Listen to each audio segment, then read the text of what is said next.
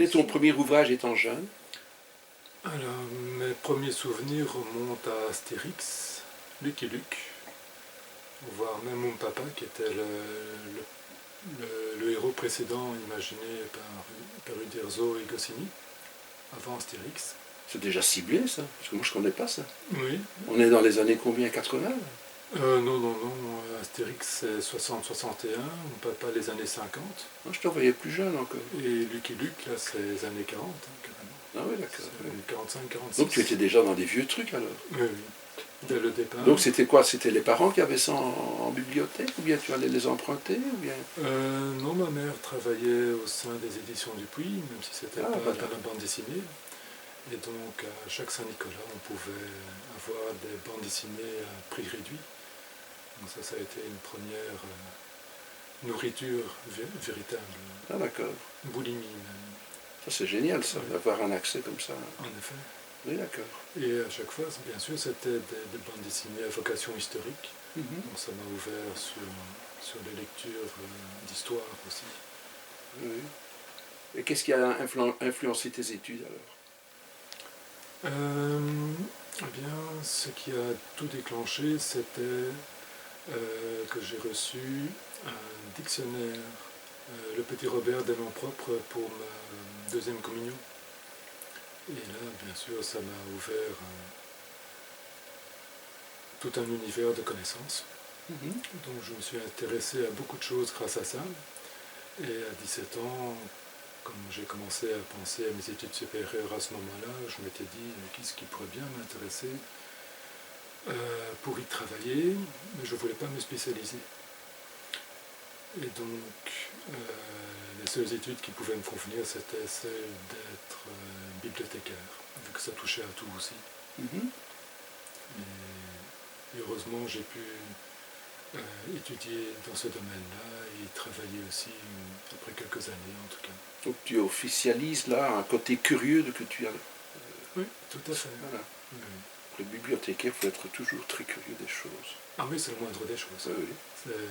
Curiosité. Avant même d'aimer les livres, parce que quand j'étais en première année d'études, tout le monde me disait j'aime les livres, donc je vais être bibliothécaire. Mais il faut dépasser ça, il faut être curieux de tout d'abord, et être à l'écoute des gens aussi, et faire partager ce qu'on aime aux autres. Et ça, je l'ai su bien sûr par la suite. Après les études, il y a un service militaire? Oui, à l'époque, il y en avait encore un, oui. Oui, dans quelle arme? J'étais dactylo à l'école de cuisine. Ah, c'est passionnant ça. J'étais l'un des rares miliciens parmi les 10 privilégiés à bien manger pendant un an. Il y a grossir en plus pendant un an. C'est amusant parce que moi j'ai mon frère qui n'a pas fait des études de l'école hôtelière non plus. Il s'est retrouvé comme marin à Ostende, comme cuisinier. Et puis une fois qu'il a fait sa formation de marin cuisinier à Ostende, il s'est retrouvé à Bruxelles à un truc des officiers. Et là, bon, il avait la possibilité, il s'est dit, tiens, compte tenu de ce qui se passe en cuisine, il ramenait au bistrot du coin un steak ou n'importe quoi. Et en contrepartie, il avait une chambre à l'étage, donc il avait son petit code payé par... Et là, ça date de... C'est très vieux, quoi. Très vieux. Mais enfin, voilà, donc c'est vrai qu'on a parfois des choses très intéressantes à l'armée. Oui. Ça, c'était une expérience... J'étais aussi l'un des rares miliciens à travailler, ce qui était très bien, vu que je travaillais au secrétariat de l'école. Mais alors, si j'étais dactylo, c'est parce que depuis l'âge de 5 ans, j'avais l'habitude de taper à la machine aussi, vu que ma mère était journaliste. Et donc, il y avait une machine à écrire à la maison, et donc je m'entraînais aussi. Tu joues du piano aussi? Non. Non. J'aurais bien aimé, parce que j'ai de longs doigts, donc ça aurait été pratique. Oui, ça j'ai vu dans l'ascenseur, j'ai vu ça. Ça a bloqué les choses. Et donc dactylo, tu aimais bien? Oui. Et aussi avec ce dictionnaire des noms propres à l'adolescence, je me suis mis en tête de le recopier à la machine à écrire. C'est génial ça. Et donc les informations entrent mieux comme ça dans la tête aussi. Ça me rappelle un autre souvenir, quand les enfants revenaient, donc lorsque j'étais libraire, ils revenaient toujours en période de vacances. Les grands-parents, toujours, les petits-enfants sont des petits génies. Je dis, mais tu as déjà lu, mais tu as joué avec ton bouquin, joué avec mon livre. Je dis oui. Alors, on prenait un livre qu'il venait d'acheter quelques jours avant, je lui disais, ce mot-là, tu sais ce que ça veut dire? Tu as demandé à mon papa ou bonne maman. Ah non, bébé, c'est ça le jeu. Quand il y a un petit mot que tu ne comprends pas, tu leur demandes et tu achètes un petit carnet et tu recopies. Mais avant de fermer le dictionnaire, tu regardes le mot au-dessus et le mot en dessous, tu découvres 3 mots. Il y a des gosses qui revenaient en montrant un carnet, 2 carnets. Évidemment, les grands-parents disaient, monsieur, qu'est-ce que vous avez inventé là? Maintenant, ils n'arrêtent plus de nous demander, c'est quoi ça? Voilà. Mais donc, c'est le même principe de recopier. Nous, on avait acquis cette réaction-là à l'école normale, où le professeur nous avait dit, quand il y a un mot, vous le recopiez dans votre petit carnet. Donc tu as eu l'idée géniale de pouvoir avoir ce plaisir-là de recopier quelque chose. Oui, mais ça alimente bien. Ça alimente bien. Tu as gardé ce réflexe d'aller dans le dictionnaire? Oui, quand même, de temps en temps. Surtout quand je relis mes textes pour être sûr que j'utilise le terme à bon escient. Mais dans la lecture aussi? La lecture, non, c'est extrêmement rare. Non. Si je ne comprends pas un mot, alors j'essaye de... Tu lui donnes un sens. De le replacer dans son contexte. Ah d'accord. C'est une facilité, ça peut-être. Oui, ben oui. D'un autre côté, si ce mot réapparaît de temps en temps, là je peux mieux assimiler son sens alors. Et je peux le comprendre comme cela.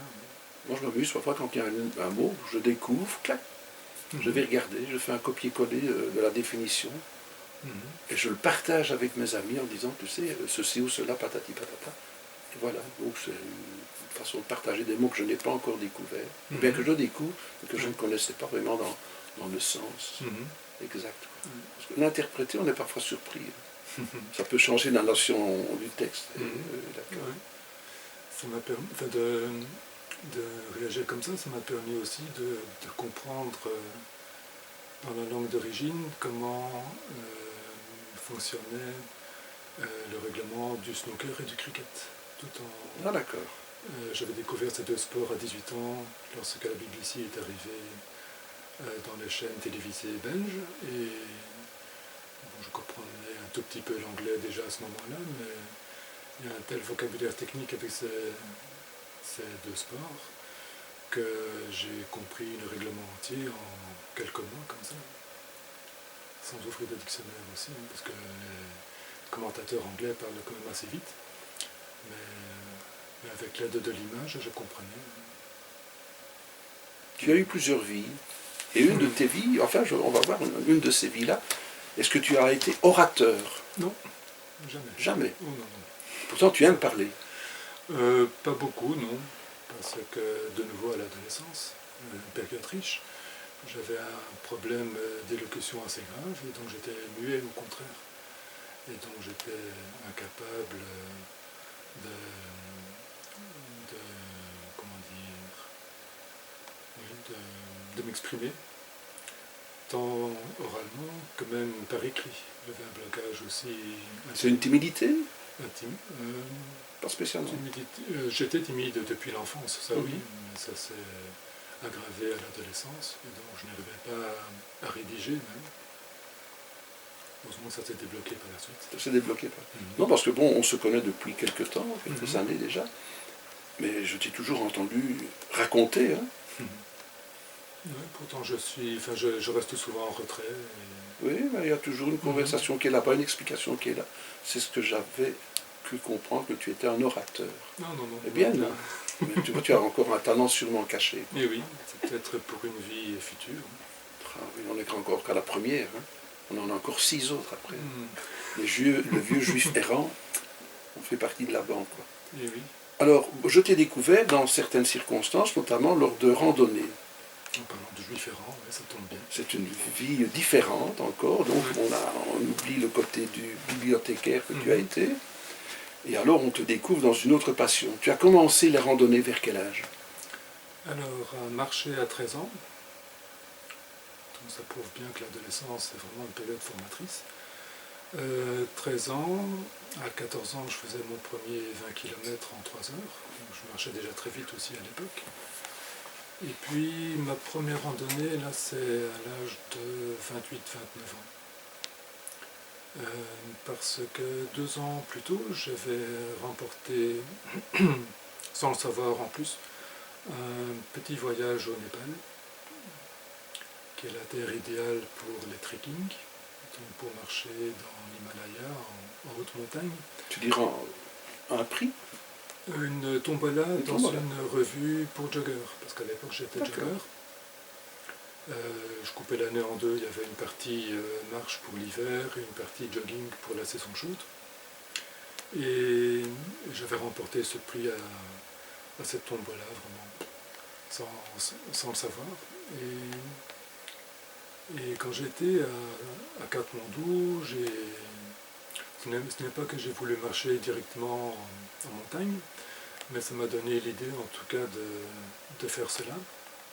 Bon, le hasard a fait que l'année suivante, j'ai pas pu partir en vacances. Mais en 95, là, je me suis mis à randonner pour de bon. Marcher avec sac à dos pendant plusieurs jours d'affilée, de préférence en montagne. J'ai commencé par les Alpes. Et depuis, je n'arrête plus. Alors, de 95 à 2007, je faisais une petite randonnée de 1, 2, 3 semaines chaque année.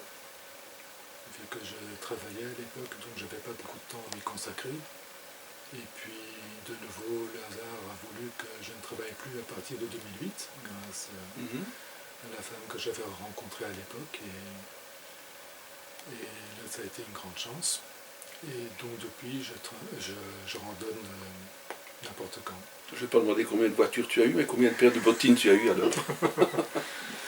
Eh bien, pas beaucoup. Enfin, pendant très longtemps, une paire de chaussures durait 2 ans, ce qui est honnête, parce que je marche aussi avec un club, presque chaque dimanche, et alors les randonnées un peu plus longues, normalement ça faisait 2000 km. Donc une paire de chaussures pour une telle distance, c'est bien. Tu ressemelles les chaussures parfois? Non. Et par contre, je ne sais pas si ça va perdurer les prochaines années, mais l'an passé, en tout cas, j'ai une paire de chaussures qui a duré à peine 800 km. À peine 800 km, oula. Donc ça, j'ai pas apprécié. Non, ça je pense bien. Pour une bonne marque. Donc j'espère que c'était un cas isolé. Parce que si tu pars sans roue de secours, c'est foutu. Et oui, parce que j'aurais quand même encore assez bien de randonnées qui font 2 à 3 000 km pour les prochaines années. Et cette année-ci aussi, donc j'ai pas envie de tomber à plat comme ça à mi-chemin. Quel est le gac qui te marque dans une des randonnées? Je vais dire le gac, le truc le plus amusant qui puisse arriver, c'est quoi? Personnellement ou bien dans le groupe, tiens, un jour il m'est arrivé, hop. Oui. C'est c'est pas hilarant bien sûr, mais je considère ça un peu comme un baptême. Lors de la première marche à laquelle j'ai participé au sein du groupe dont je suis l'un des guides maintenant, c'était en 2001, en Ardennes. Je découvrais un peu ce monde-là aussi. Et il fallait bien sûr que je mette l'un de mes pieds dans un trou d'eau. Et j'avais failli perdre cette chaussure-là aussi dans ce trou. Bon, c'est pas hilarant. C'était mon baptême. Un baptême, voilà. Le truc le plus mauvais qui te soit arrivé? Le plus mauvais, ça, on s'en souvient plus. La première chose qui m'est arrivée et qui ne m'a pas fait rire du tout, c'était en 97, en randonnée solitaire. J'ai attrapé une ampoule vraiment très importante sous la plante du pied droit. Et pendant un jour et demi, donc pendant bien 30 km, j'ai dû marcher sur les orteils de ce pied-là, avant d'arriver chez un médecin, dans un centre thermal, et aussi avant de trouver une pharmacie, où là, heureusement, j'avais pu trouver ce qu'on appelle une seconde peau. Donc c'est une sorte de sparadrap amélioré, mais qui guérit en même temps la plaie. Un jour, j'ai dû faire du stop pour que la plante du pied se régénère un peu Et puis après ça, j'avais pu continuer à marcher. Tu pouvais suivre des cours de ballerine étant jeune alors. Ah oui, marcher un jour et demi sur les plantes du pied, c'est pas agréable ça. Pas évident. Parce que j'aurais pu faire du stop aussi. Mais tout à fait, oui. Comme j'ai beaucoup de volonté, quand même un peu d'orgueil, avouons-le. Le Christ aussi, il avait sa croix et les épines. Et oui, hein, en effet. Oui, mais ça c'est la volonté de vouloir aller au... Quand on commence une randonnée, c'est pour arriver jusqu'au bout. Il n'y a rien à faire. Donc on s'est rencontrés lors de quelques balades, notamment dans ce club de marche en question. Et où j'ai beaucoup apprécié aussi, ce sont les petites soirées que tu organisais chez toi pour raconter. C'est là que j'ai découvert le conteur que tu étais, le photographe aussi que tu étais. On n'a pas encore parlé du côté photographe. C'est une autre vie. Hein. C'est une autre vie encore, parce que voilà. Donc, c'est vrai que tu n'as jamais eu envie de faire des films. Non. Non, ça demande beaucoup de temps, il faut un matériel professionnel aussi. Non, je ne me sens pas capable de faire ça. Pourtant, ce que tu faisais, ça vaut l'exploration du monde. Hein. Encore une fois, c'était très didactique, bien fait. Oui.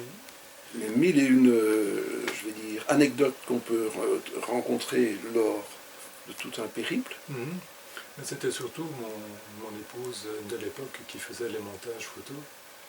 Et puis c'est vrai que comme je prenais quand même les 2 tiers des photos qui est présentées, donc je les explicitais souvent, ça oui.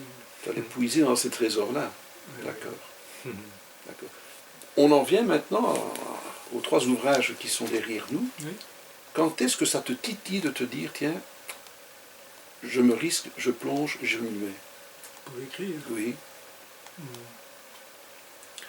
Eh bien, le premier, c'était Bruxelles-Santiago, qui était aussi ma première longue randonnée.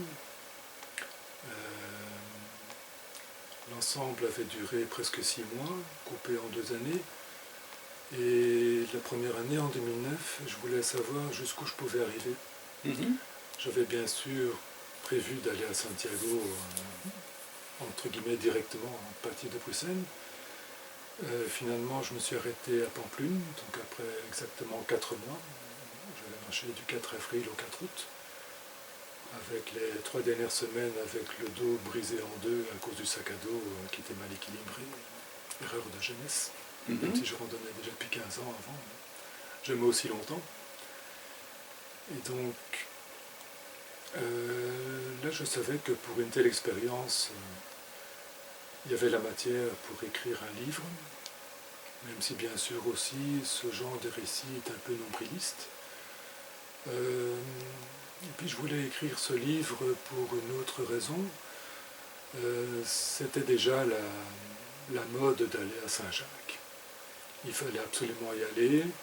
C'était la plupart du temps aussi des gens qui n'avaient jamais marché de leur vie.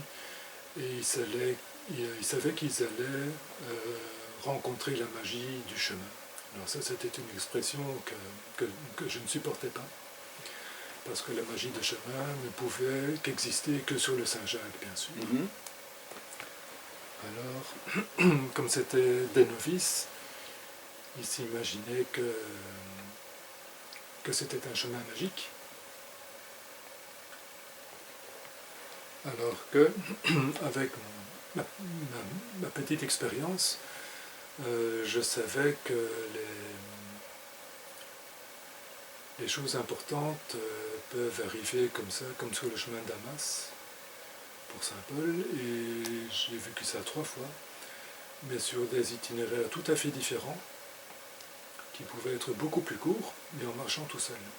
La dernière fois d'ailleurs, c'était lors de 3 jours de marche seulement dans la Drôme, et là je savais que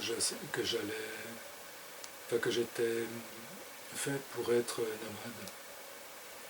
Et donc ça c'est le genre d'illumination, à la limite, d'évidence existentielle qui pouvait arriver n'importe où. Et donc quand j'ai enfin eu l'opportunité et le temps d'aller vers Saint-Jacques, qui était un projet que j'avais en tête depuis l'adolescence, en écrivant ce livre, je voulais prouver que ce chemin était, entre guillemets, comme les autres.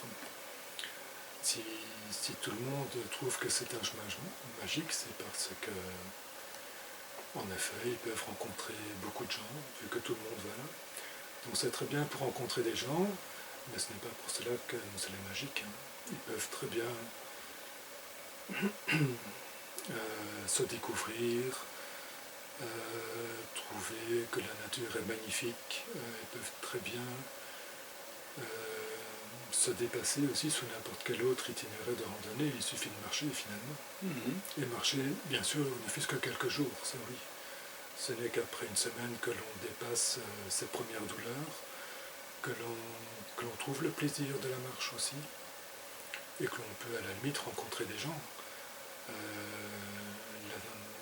L'an passé, quand j'ai été à Montségur, le premier jour de marche, il y a un automobiliste qui s'arrête à 10-12 km de chez moi et qui me demande si je vais sur le Saint-Jacques. Je lui dis non, je vais à Montségur. Voilà. Donc il suffit de sortir de chez soi pour rencontrer des gens, même si ce sont des gens qui ne marchent pas du tout. Et donc c'est ça aussi la magie, il suffit de sortir de chez soi. Quand on prévoit le trajet comme ça, il y a le fameux carnet. On l'obtient comment, ce carnet?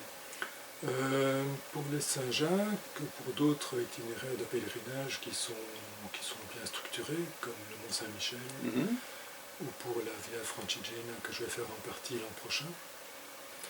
Là, il y a une association qui existe bien sûr sur Internet, et donc il suffit de demander la crédentiale, qui est donc le petit document à faire tamponner à chaque étape, si on veut en tout cas, oui. Et qui sert de preuve à la fin pour recevoir un diplôme. Quand on se présente au premier endroit pour le premier cachet, on est conscient de ce qu'on va faire? Parce qu'encore une fois, c'est le premier, et puis oui, le second. Bien sûr, c'est important. Voilà. C'est vraiment le départ alors qui est... Il y a toujours un petit sourire, sûrement, de la part de la personne qui met le premier tampon. Ça dépend où, aussi. Sur le Saint-Jacques, là, il faut le faire à l'association même. En 2009, cela se faisait encore entre êtres humains, je dirais, parce que l'association était basée à Saint-Gilles, à Bruxelles, et il y avait une réunion d'information pour tous ceux qui voulaient le faire pour la première fois, pour tous ceux qui étaient intéressés, qui cherchaient des informations. Aujourd'hui, comme tout se fait sur Internet, je ne sais pas trop s'il faut encore aller à l'association même, ça je ne sais pas. Par exemple, quand j'ai été au Mont-Saint-Michel il y a 2 ans, là j'ai été à l'office de tourisme de Louvain-la-Neuve pour avoir un tampon, c'était tout. D'accord. Oui. Et quand je partirai à Assise dans quelques mois, je passerai de nouveau à l'office de tourisme de Louvain-la-Neuve, et c'est tout. Par contre, quand j'arriverai vraiment sur les chemins officiels, là ce sera plus valorisant si on veut. Il y aura un meilleur contact alors avec les personnes qui vous accueillent dans les chambres d'hôtes. On voit certains hôtels qui accueillent souvent les pèlerins. Alors là, ils ont un tampon spécial alors pour les pèlerins, et qui est assez joli en effet. Donc quand on ouvre la crédentiale qui s'ouvre toujours comme un accordéon, là on a tous les tampons qui apparaissent. Cela donne un bon souvenir. Déjà en tant que lecteur maintenant, quand on prend mon ouvrage, je ne me suis pas ennuyé. Merci. J'ai regardé sur Google, premier patelin d'où tu pars, un petit point. Et puis j'ai tenté de repérer, chaque fois que tu citais un lieu, hop, second petit point comme ça. Et je veux dire, j'ai fait tout le premier ouvrage comme ça, sur un fichier que j'ai quelque part. C'est très amusant. Très amusant. Et alors c'est la curiosité que tu as quand tu arrives devant un tas de pierres, une ruine, je vais dire comme ça. C'est essayer de retrouver le petit quelque chose qui va marquer le trajet, quoi. Oui. Il faut encore le voir parce que cela dépend aussi de votre rythme. Oui, on n'a pas le temps de s'arrêter à tout. Non, et puis de votre regard aussi. Même si on marche lentement, c'est pas pour ça que l'on voit tout. J'ai tendance à marcher assez vite. Euh, Dès que je vois un beau paysage, je m'y arrête et je le photographie. En marchant, je peux voir aussi s'il y a une maison intéressante, photogénique, ou pas même si une maison ou un bâtiment est très moche, je peux très bien m'arrêter devant pour me dire oh, c'est vraiment une horreur ce machin-là, qu'est-ce que ça fait là? J'essaie de comprendre alors, bon si j'ai le temps bien sûr, j'essaie de comprendre pourquoi c'est là. S'il pleut, là je continue, hein, je ne m'arrête pas. Mais s'il fait beau et que j'entends plus un bel oiseau à côté de cette maison, de ce bâtiment horrible, je peux très bien m'y arrêter. Ça...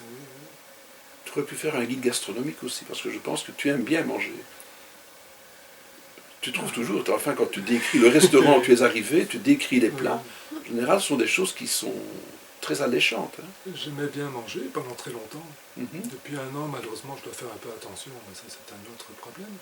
Mais pendant très longtemps, en effet, je randonnais aussi pour découvrir les spécialités locales. C'était un de mes grands plaisirs. Très bien décrit dans le premier ouvrage. Ouais. Les petits vins locaux, les petits fromages locaux, c'est un plaisir en fin de journée, ça, c'était une récompense. Oui, oui. Je me souviens entre autres, sur le Saint-Jacques, on s'était arrêté à Aubrac, un mercredi, dans un logis de France, donc qui faisait aussi restaurant. Et quand on est arrivé dans ce logis l'après-midi, on nous a dit d'office « Ah, le restaurant est fermé ce soir, mais on vous présentera quand même quelque chose. » On s'est dit « Zut, alors on ne pourra pas voir le menu du jour. » C'était un peu dommage parce qu'au Prac, tu as un restaurant et c'est tout. Hein. C'est un petit village de quelques dizaines de personnes. Donc je me faisais une joie d'y manger. Et donc on se présente là à 6h30 à l'heure d'ouverture. Et on est 3 couples à attendre l'ouverture officielle. Et finalement, ça a été l'une des plus belles expériences que j'ai vécues sur cet itinéraire-là. Parce que chaque couple était installé à une table. Il n'y avait qu'une seule personne pour s'occuper de tout le monde. Et on s'est rendu compte que pour chaque service était décrit dans le détail. On avait le choix entre 2 ou 3 petites choses à manger pour chaque service. Et alors, la personne qui nous a accueillis nous présentait aussi des vins différents pour chaque service, et qui allait avec chaque chose que l'on avait choisie au sein du service. Donc il y avait le choix entre 3 entrées, entre 3 plats principaux, entre les fromages, bien sûr, fromages locaux, les desserts.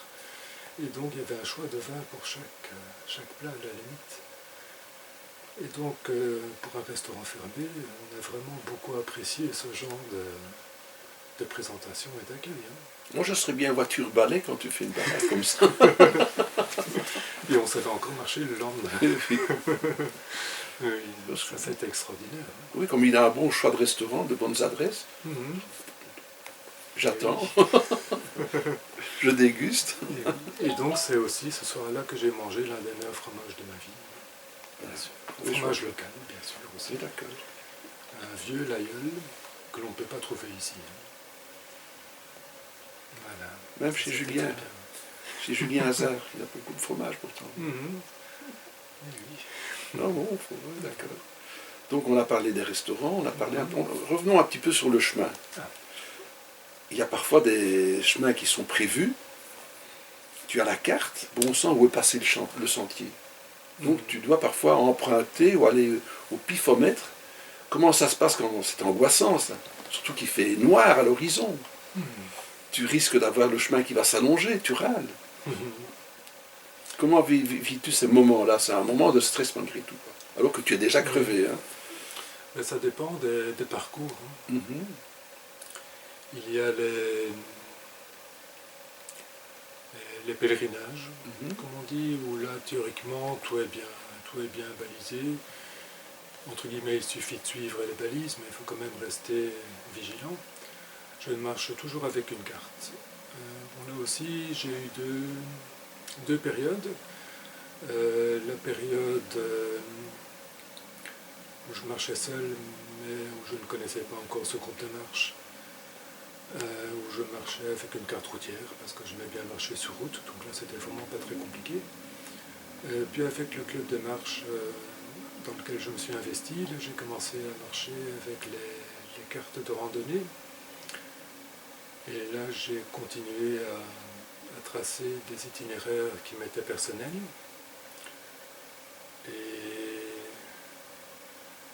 Et là, en général, les chemins existaient quand même par rapport à ce que j'avais prévu. Et puis, la période où j'ai découvert les pèlerinages, toujours avec carte de randonnée. Et donc là, je voulais rester vigilant quand même par rapport à ce que les pèlerinages me proposaient comme itinéraire. Même si en théorie il suffisait de suivre les balises, il y en avait quand même l'une ou l'autre qui disparaissait. Et donc monsieur tout le monde qui n'a pas l'habitude de marcher, même avec un topo guide, eux ils étaient perdus alors parce qu'ils continuaient tout droit au lieu d'aller à gauche. Donc si ces personnes ont la chance d'être dans mes environs, je peux mieux les recadrer, mieux les diriger.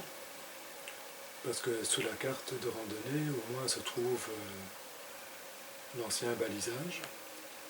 Mais là aussi, il faut faire attention parce que la carte peut être un peu ancienne et le balisage peut avoir changé de direction. Il faut lire les pages où il râle, parce que justement, il y a eu... C'est somptueux, ces moments-là, de colère. Et oui, donc là, il faut être vigilant ici et être sûr que le nouveau balisage va plus ou moins bien dans la direction où se trouve l'hôtel. C'est presque le capitaine Haddock. Oui, hein. Donc il y a quand même des cas de figure où il faut rester éveillé. Et là, en effet, si on se rend compte que le balisage actuel ne va pas du tout de la bonne direction, bon, ben, il faut suivre ce qui est présenté par la carte et assumer alors. Mais donc le principal, c'est pas vraiment de suivre le balisage. Le principal, c'est d'atteindre l'hébergement en fin de journée ou en fin d'étape. Et là aussi, il y a quelques années, j'avais voulu faire le tour de la Famenne sur quelques jours. Et je me suis vite rendu compte que les hébergements n'étaient pas du tout dans l'esprit. Sur le balisage actuel. Ah, d'accord. Et donc là, tant pis, pendant 3 jours sur 5, j'ai marché par moi-même avec les cartes et je rejoins le balisage un autre jour parce qu'entre-temps, il avait changé d'itinéraire. Ça, c'est un risque. Je reprends Santiago, il y a des grands coups de gueule là-dedans. Oui. Je m'en souviens plus.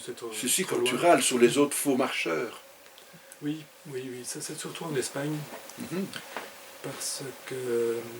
Où ils arrivent en voiture, ils repartent en voiture. Justement. Voilà, raconte un peu ce moment de colère. Justement, en Espagne, faire le Saint-Jacques, c'est important à mettre sur un curriculum vitae. Donc si on se présente à une place, je suppose que c'est bien vu par l'employeur d'engager un randonneur parce que c'est quelqu'un qui a de la volonté, qui, à la limite, sait marcher au sein d'un groupe, qui sait gérer les problèmes, qui sait mordre sur sa chic.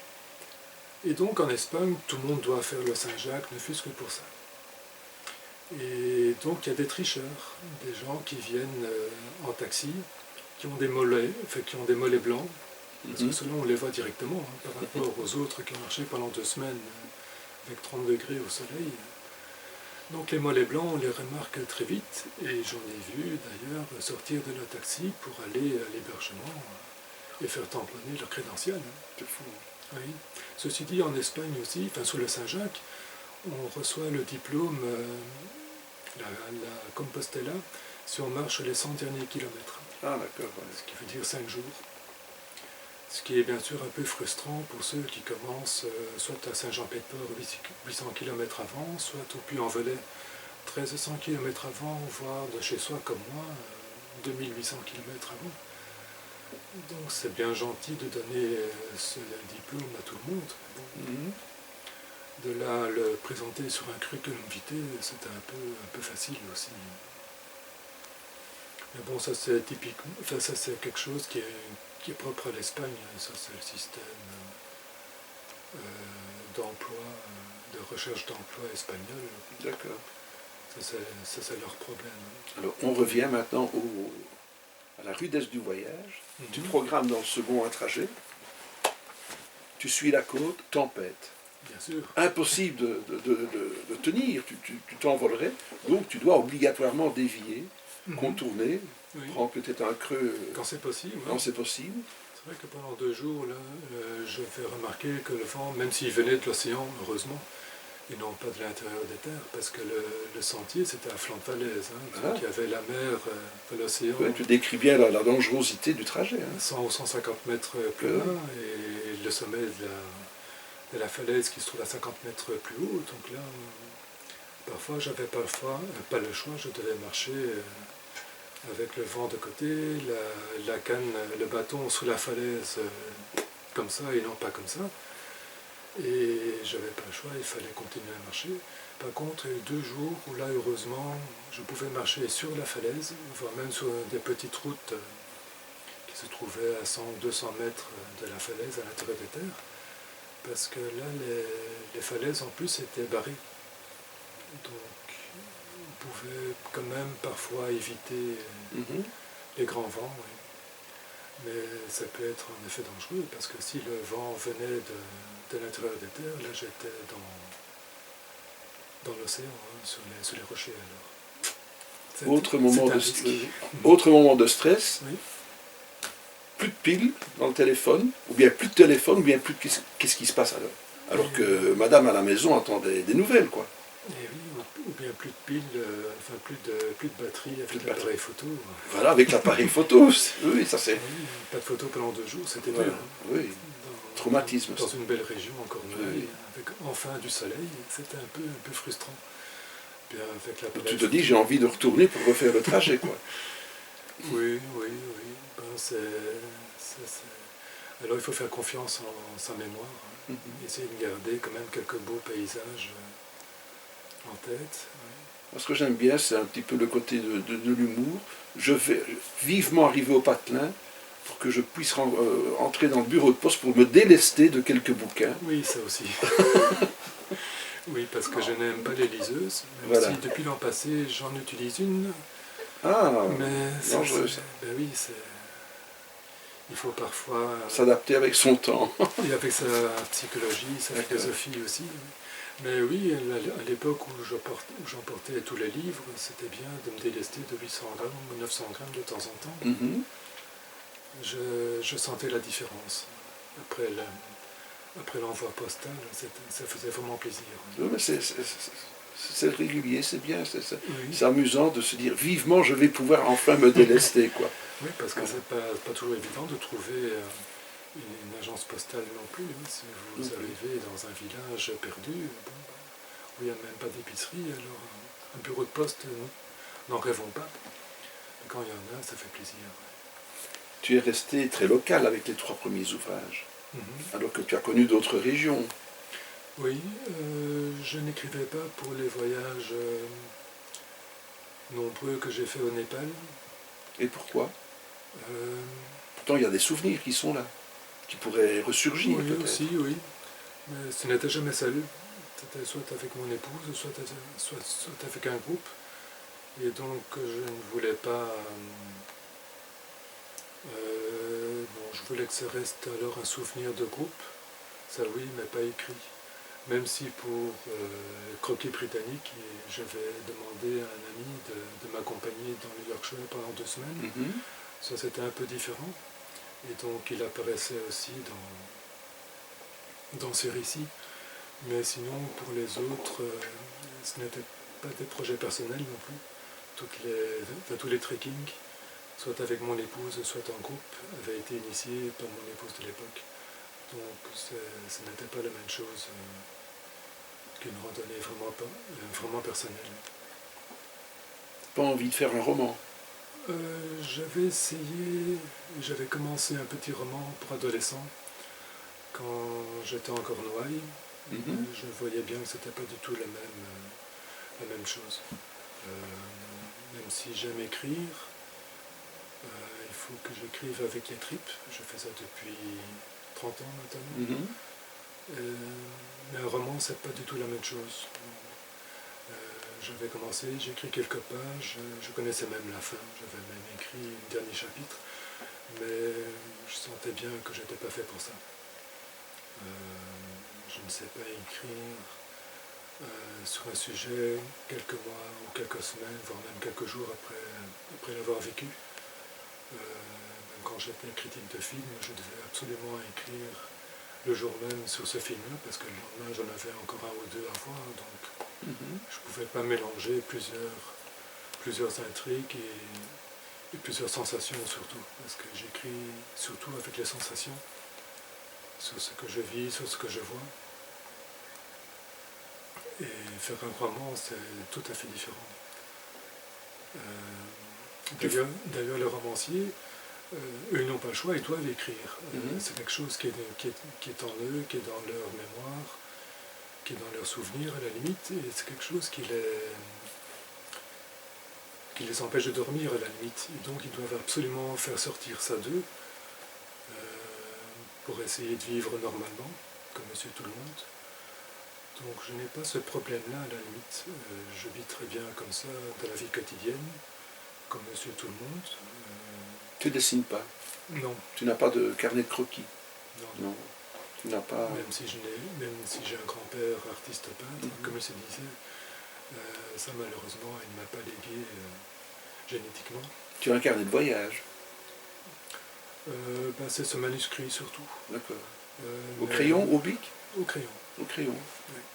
Avec le crayon avec lequel j'ai commencé mon premier journal intime à 20 ans, je l'ai toujours.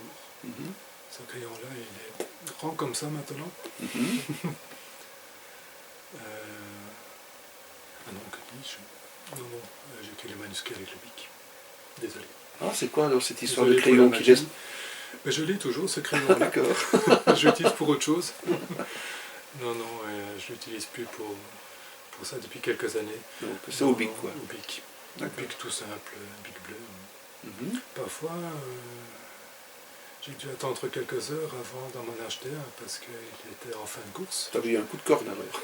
Je ne l'avais pas vu, parce qu'il y avait de l'encre séchée qui cachait ce qui restait. Donc là, j'ai eu un petit stress pendant quelques heures, mais j'ai pu trouver un bic le jour même, heureusement. Tu as un premier ouvrage qui a été édité dans une maison d'édition.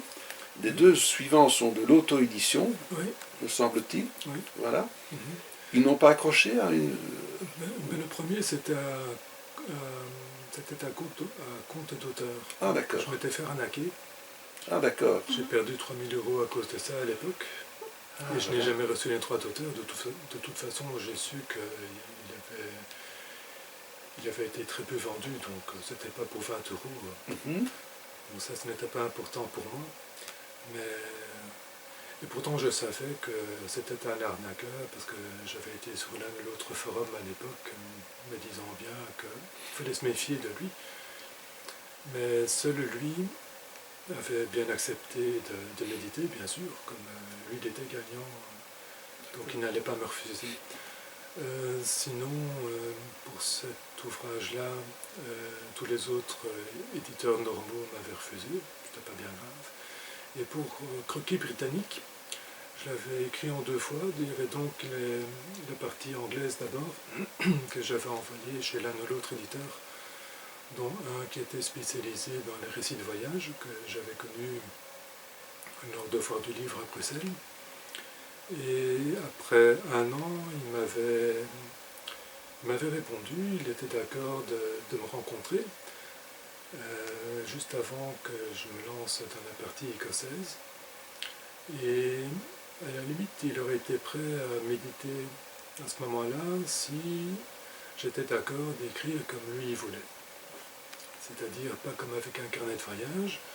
Et par exemple, pour la partie écossaise, il aurait bien aimé que je commence par un fait saillant des Highlands, parce que c'était la partie la plus reculée, la plus sauvage. D'accord.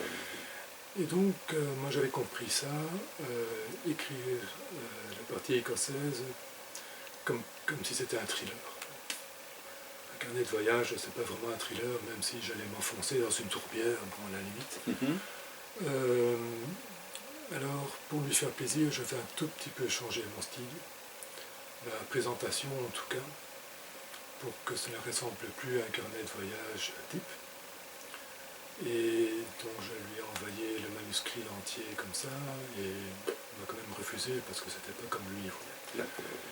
Et donc, à ce moment-là, il m'avait quand même répondu relativement vite, après un an, heureusement. Mais en 2017, il s'était passé des choses importantes avec la maladie de mon épouse, son décès aussi, donc j'ai mis ça sur le côté pendant quelques temps. Et donc, si j'ai publié Croquis britannique en 2019, alors que j'avais terminé l'Écosse en 2016, là, je voulais quand même faire avancer les choses parce que j'avais d'autres manuscrits qui étaient en attente aussi. Et donc là, j'ai préféré faire l'auto-édition pour comparer, ne fût-ce que du point de vue financier avec le compte d'auteur.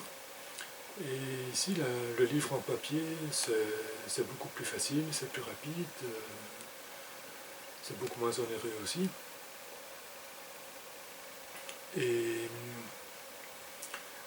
Mais là, c'est l'auteur qui doit tout faire du point de vue publicité. Donc là, il faut se lancer dans les réseaux sociaux. Comme pour l'instant, je ne suis pas du tout branché là-dessus, donc je n'ai pas vraiment beaucoup vendu Croquis britannique non plus. À la limite, c'est pas grave. Par contre, ce que je vais faire, si j'ai le temps cette année-ci, voire l'an prochain, c'est créer un site internet. Et là, bon, je vais mettre tous les titres qui sont publiés et qui vont être publiés prochainement, parce que j'en ai encore 2 en attente. Mettre ça sur mon site internet, mettre des liens, à la limite, sur les réseaux sociaux. Je connais l'une ou l'autre personne qui fait partie de Facebook. Bon, là, je verrai bien plus tard. Mais en tout cas, je préfère de loin la formule de l'auto-édition à celle du compte d'auteur. Par exemple, pour le chemin du Miclo, je sais que j'ai payé 250 € pour avoir un petit stock chez moi. Un petit stock, et puis c'est tout, quoi. Au moins, je ne perds pas 3000 €, tout en étant arnaqué en plus. Avec le livre en papier, il suffit d'aller sur le site internet de l'imprimeur, avec un titre de livre ou d'auteur, et il suffit de l'acheter là, et vous le recevez après 3-4 jours, donc ça c'est très bien. C'est une bonne formule, je trouve. Bien. Alors, la passion de la photo, elle est née. J'ai pu faire les premières photos en vacances, timidement, à la fin de l'adolescence, mais sans passion encore. Par contre, la première rando que j'ai faite en 95, là, je savais que je devais photographier parce que c'était la première fois que je randonnais seul, que je marchais en montagne. Et donc là, je savais que j'allais photographier beaucoup, même si cela n'allait durer que 9 jours. Tu as eu une caméra aussi? Non, pas de caméra. Tu as toujours été la photo? Un appareil photo argentique à l'époque, Oui. avec quelques films en poche. Et j'ai pris tellement de plaisir à photographier. Bon, à l'époque aussi, c'était les toutes premières fois, donc c'était pas génial. Ce n'est pas la suite que je me suis rendu compte qu'il fallait un peu mieux cadrer. Ne pas photographier n'importe quoi non plus, attendre quelques secondes. Tu développais toi-même? Non, donc c'était coûteux alors? Oui, mais ça faisait partie du voyage aussi. D'accord. Ça faisait partie des faux frais.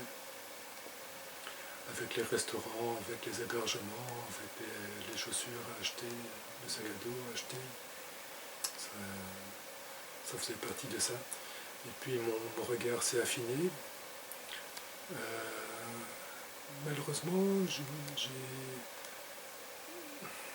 je n'ai jamais réussi à méditer devant un paysage. Ah bon. Je ne me suis jamais arrêté pendant 20 minutes ou une demi-heure devant un paysage. Et donc j'ai toujours trouvé que je prenais des photos trop vite. D'accord. Même si je marchais... Donc tu n'es pas un contemplatif alors. Pas du tout. Même si je peux apprécier un paysage et m'extasier devant. Et ça c'est faisable, oui, mais contemplatif, non, malheureusement. Il faut allonger le temps ou bien raccourcir les trajets. Oui, on ne sait pas tout faire. Allonger le temps et vivre 200 ans, là d'accord, mais il y a trop de choses à faire en un jour. Et là aussi, avec les photos... Qu'est-ce que tu as comme appareil à l'heure actuelle? Alors, je viens de m'acheter un Sony, un tout petit Sony comme ça, à mettre en poche. Là aussi, je ne suis pas du tout spécialiste. Je n'ai jamais eu d'appareil à l'époque de l'argentique où il fallait bouger les objectifs. Ça, je n'ai jamais eu.